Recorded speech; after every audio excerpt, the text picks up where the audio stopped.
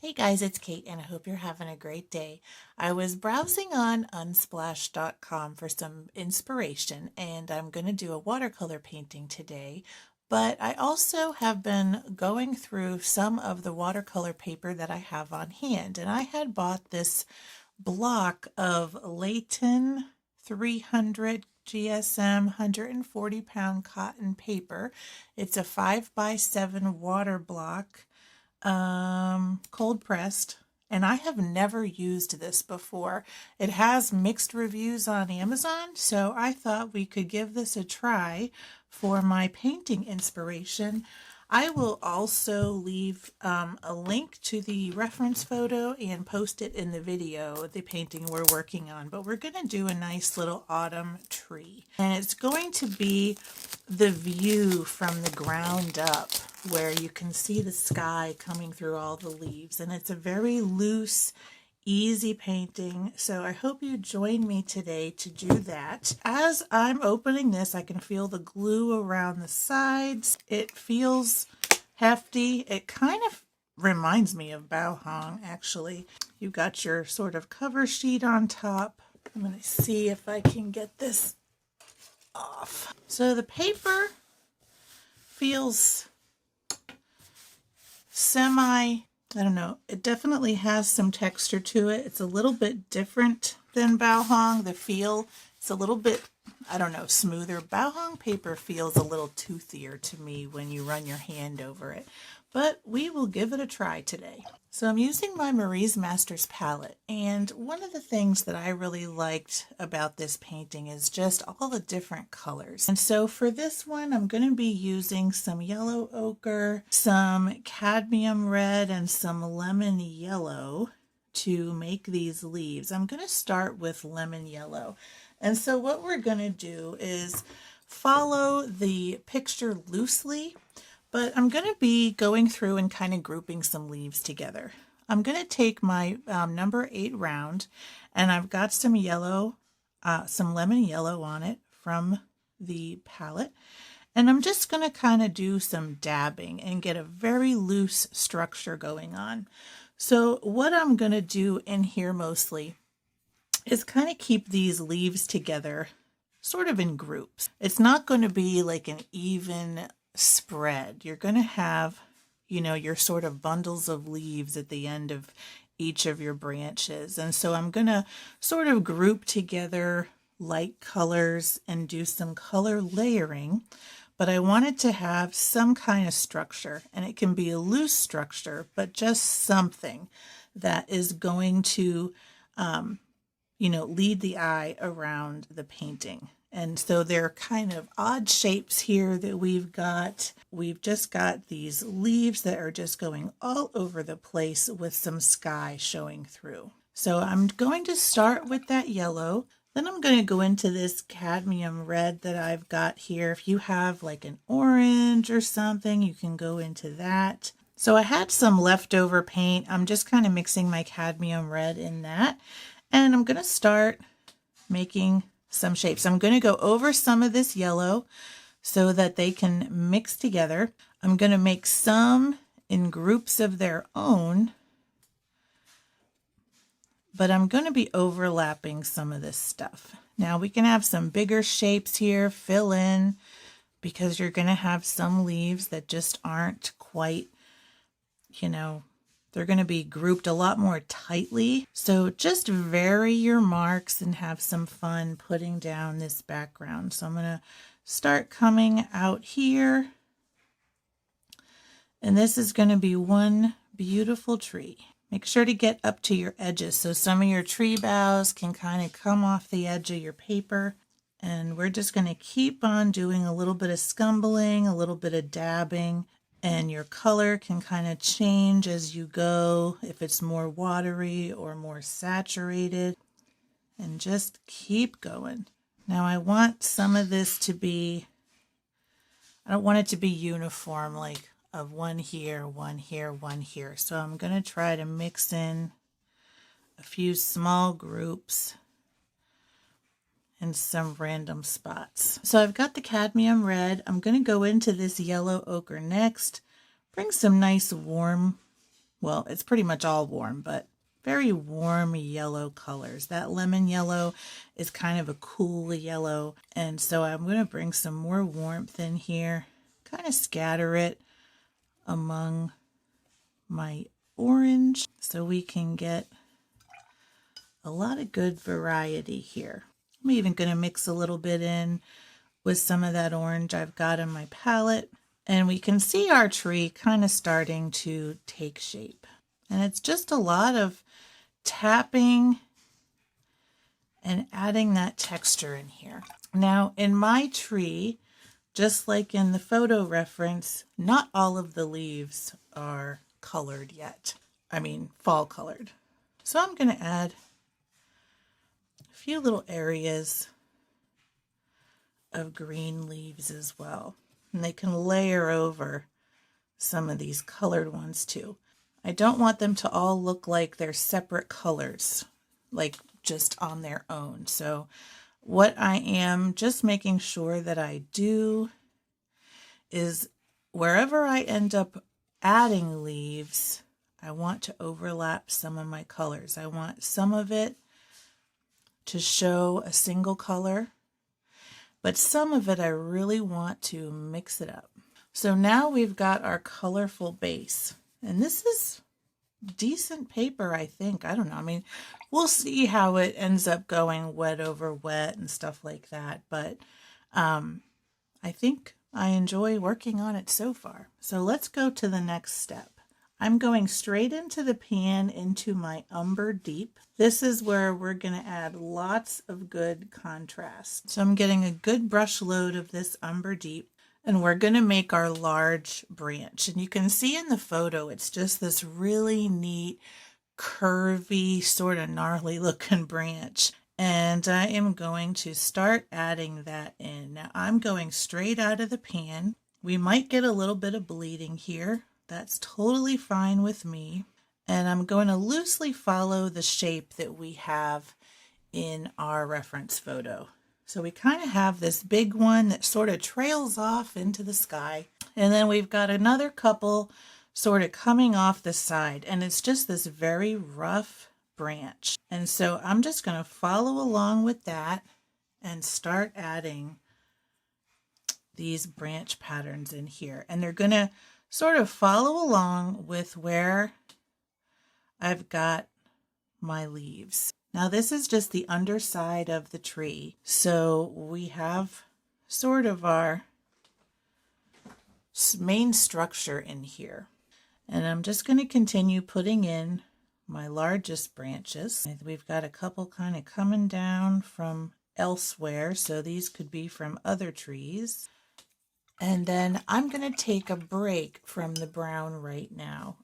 I'm going to add in my sky before I add more branches, but I wanted to get my basic structure in here. So I'm going to give this a few minutes to dry completely, and then we're going to add in our sky very loosely around our leaves, but I don't want too much bleeding, so I want to make sure everything is completely dry. And I'll be right back. Okay, our leaves are completely dry. Our tree trunk and branches are about 90% dry, so I'm going to go ahead and continue. I'm dipping into the sky blue in my palette. I'm just going to mix it here with whatever kind of blue-green I've got left, and I'm going to add plenty of water because I don't want it to be too dark. But I do want to make sure my sky is a nice solid color, but there's still going to be plenty of the paper white showing through because I'm not going to be painting around every single leaf mark on here. And that's kind of what gives the painting some of its charm, is it is very loosely done. And we're going to be filling in some of these gaps, but not all of them. And what I'm going to do is just kind of start small. I don't want to have a lot of cauliflowering on this sky background, so I'm just going to work in small sections and go around some of these leaves so that you can see you have that illusion of sky poking through everywhere, but I'm not going to be carefully going around every single leaf. It's not realistic, and also it kind of takes away some of the loose just prettiness of the painting. So I'm just going to loosely bring my brush around some of these shapes. I'm going to sort of steer a little bit clear of my tree branches. I'm not going to get too close to those. I just want to get this sky in here, but I'm not going to let it touch. And so you can kind of see this beautiful blue sort of taking shape in from the background, but it's not overpowering the painting. It's not too dark. It's got plenty of water in it, and there's still plenty of brightness, almost like sunny highlights coming through these leaf groups. And you can see the process goes fairly quickly once you kind of get going. And I'm just having fun with my brush, just sort of moving it around in some of these spots and working my way around the painting to add this color. And I'm going to re-dip into my palette as necessary, but since I've got my color pretty much all mixed up, it is good to go. Now I'm going to try to leave my yellows as clean as possible, but if I go over my yellows, it's not a big deal because blue and yellow make green. So it'll just be like I have a few extra green leaves, which is no big deal.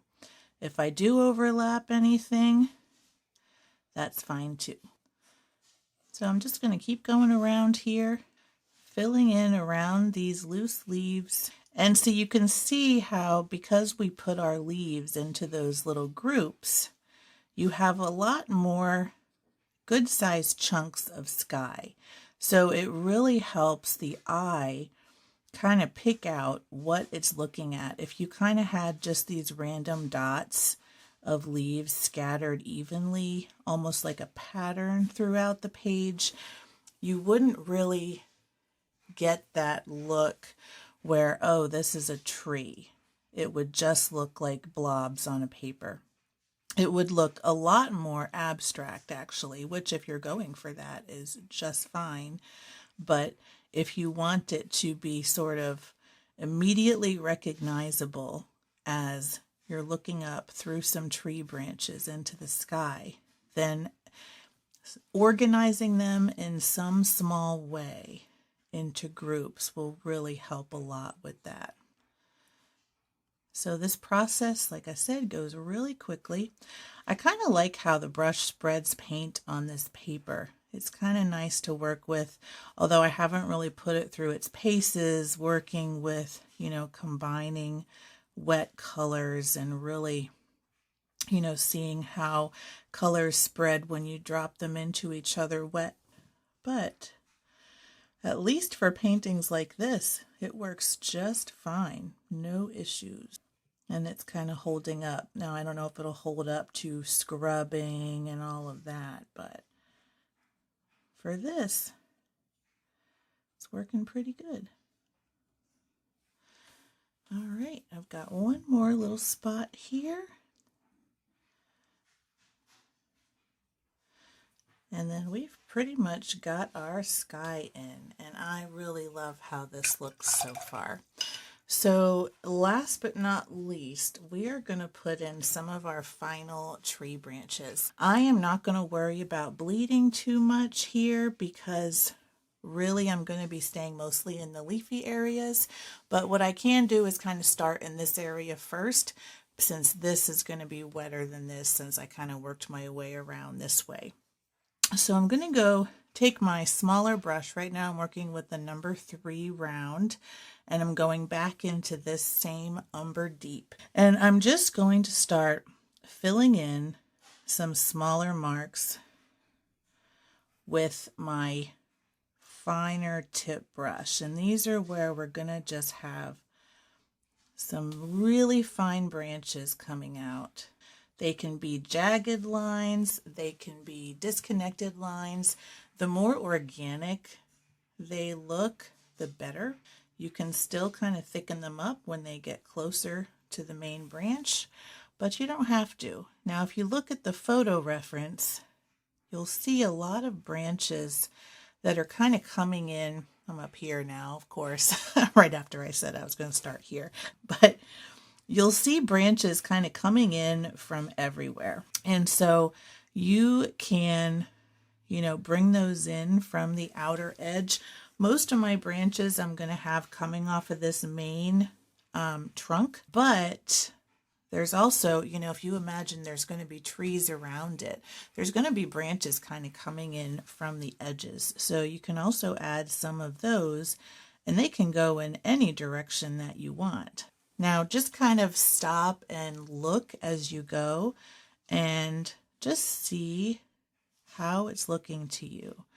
And you can have, sort of some different branches kind of coming off the edges. Some very fine ones. They can go in any direction. And then we just have this nice little composition sort of coming out from this big branch. I'm going to have a kind of big one coming in down here from the side.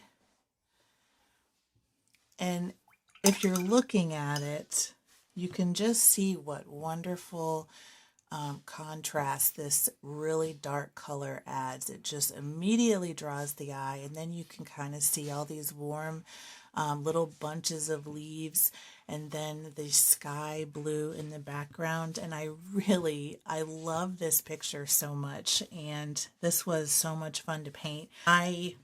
I'm glad I tried this. I'm going to have to keep trying it, but it is Leyton, Leyton, I think.